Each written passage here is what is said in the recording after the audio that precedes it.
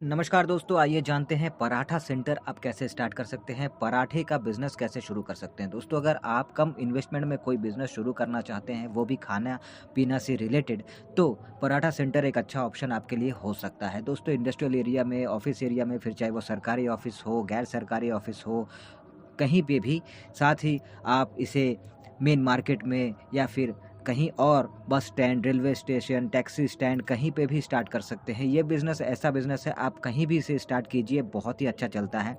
लेकिन अगर ज़्यादा अच्छा लोकेशन हो तो ज़्यादा अच्छा चलता है। तो सबसे मेन चीज़ जो इस बिज़नेस में आपको पहला बात जो ध्यान देना होगा वो ये है कि अगर इस बिज़नेस को आपको स्टार्ट करना है तो आपको सबसे पहले लोकेशन चाहिए होगा। लोकेशन जैसे मैंने आपको बताया, वो सभी चीज़ें लोकेशन के अंडर ही आती है, तो इनमें से कहीं भी अगर आपने तय कर लिया लोकेशन आपने तय कर लिया कि आपको किस जगह पे कहाँ पे आपको स्टार्ट करना है, तो वहाँ पे आपको किस रूप में से स्टार्ट करना है, अब ये तय करना होगा। यानी कि अगर आप दुकान रेंट पे लेके उस लोकेशन पे स्टार्ट करना चाहते हैं या फिर स्टॉल लगाना चाहते हैं, ठेला लगाना चाहते हैं, कैसे करना चाहते हैं, ये आपको तय करना होगा। अब जिस लेवल पे, जिस रूप में, जिस तरह से आप स्टार्ट करेंगे, इन्वेस्टमेंट भी उस हिसाब से आपका होगा। छोटे लेवल पे स्टार्ट करेंगे तो आपका कम होगा, बड़े लेवल पे स्टार्ट करेंगे तो इन्वेस्टमेंट आपका ज़्यादा होगा। अब अगर बात करें लाइसेंस की, तो इसमें देखिए आप छोटे लेवल पे स्टार्ट कर रहे हैं तो इसमें आपको किसी भी तरह का कोई लाइसेंस लेना नहीं पड़ता है। स्पेशली आप ठेले पे, स्टॉल पे अगर आप स्टार्ट कर रहे हैं तो कोई लाइसेंस वगैरह नहीं लगता है।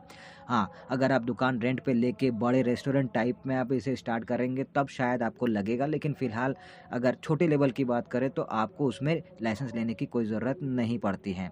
अब बारी आती है अगली चीज़ कि आपको ध्यान देना होगा कि आप जो स्टार्ट कर रहे हैं तो उसमें आप पराठा खुद बनाएँगे या फिर आप पराठा बनाने के लिए कारीगर रखेंगे। मतलब कि अगर आपको बनाना आता है तब तो बहुत अच्छी बात है, वरना आपको जो है तरह-तरह के जो पराठे आप बनाएँगे, जो आप अपने कस्टमर को सर्व करेंगे, उसके लिए आपको कारीगर जो है, एक शेफ़ जो है वो रखना होगा। साथ ही कुछ बर्तन वगैरह की भी ज़रूरत पड़ती है। तो जैसे अगर समझने के लिए बात करें तो गैस, साथ ही प्लेट, ग्लास, पतीला आदि रूप के बर्तन आपको चाहिए होंगे। उसके साथ-साथ अब बात करते हैं कि अगर आपने ये सब व्यवस्था कर लिया तो अब आप कितने प्रकार के आप पराठे जो हैं वो आप अपने मेनू में रखेंगे, वो आपको तय करना होगा। अगर नॉर्मली बात करें तो प्लेन पराठा, आलू पराठा, गोभी पराठा, प्याज का पराठा, पनीर पराठा, एग पराठा, मूली पराठा, पालक का पराठा आदि तरह के, और साथ ही अगर आप तंदूर आपके पास है तो तंदूरी पराठा, तवा पराठा, इस तरह के कई वैरायटी आप जो है रख सकते हैं।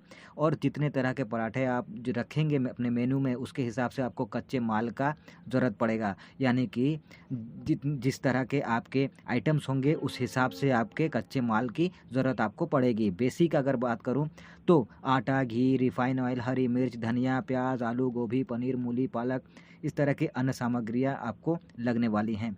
अब बात असली चीज़ की कि बेसिक इन्वेस्टमेंट कितना आपको लग सकता है, तो देखिए 15 से 20 हज़ार से लेके 30 हज़ार तक में ईज़िली आप जो है अच्छा सेटअप डाल सकते हैं ठेले, स्टॉल के रूप में। अगर आप दुकान रेंट पे लेते हैं तो फिर आप उसके ऊपर थोड़ा-सा आपको ज़्यादा एक्स्ट्रा खर्चा पड़ सकता है, 40-50 हज़ार तक में ओवरऑल आप जो है इस बिज़नेस को अच्छे से स्टार्ट कर सकते हैं।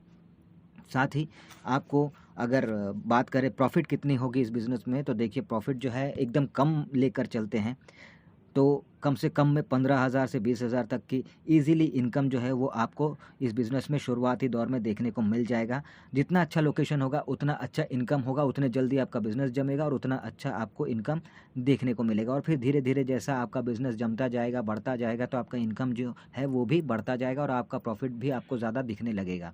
तो दोस्तों, ये बिज़नेस बहुत ही अच्छा ऑप्शन है, कम इन्वेस्टमेंट में अगर आप स्टार्ट करना चाहते हैं तो।